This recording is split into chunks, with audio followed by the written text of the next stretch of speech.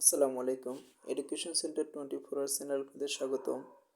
2026 সালের এসএসসি পরীক্ষার্থীদের short syllabus নিয়ে আলোচনা করব। Subject English second paper. আমরা লক্ষ্য করি কি কি আছে।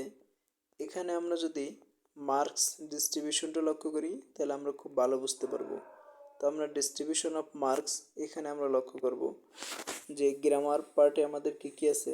গ্রামার পার্টে আমাদের 60 মার্কস 60 মার্কস এবং রাইটিং পার্টে আমাদের 40 মার্কস। আমরা দেখি এই 60 মার্কসের ভিতরে কী কী আছে। Filling the gap, filling with clues, তারপরে টেবিল, তারপরে রাইট ফর্ম অফ ভার্বস, তারপরে চেঞ্জিং সেন্টেন্স। চেঞ্জিং সেন্টেন্সের ভিতরে কী আছে অর্থাৎ ট্রান্সফরমেশন অফ সেন্টেন্স, যেটা affirmative, negative, assertive, interrogative, exclamatory, simple, complex, compound. তারপরে আছে tag question, suffix and prefix, preposition, তারপর কানেক্টরস বা লিঙ্কিং ওয়ার্ডস, তারপরে আছে পাঞ্চুয়েশন অ্যান্ড ক্যাপিটালাইজেশন। এটা আমরা গ্রামার পার্ট লক্ষ্য করলাম।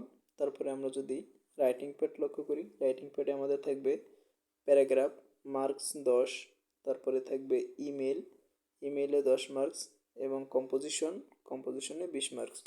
ধন্যবাদ সকলকে।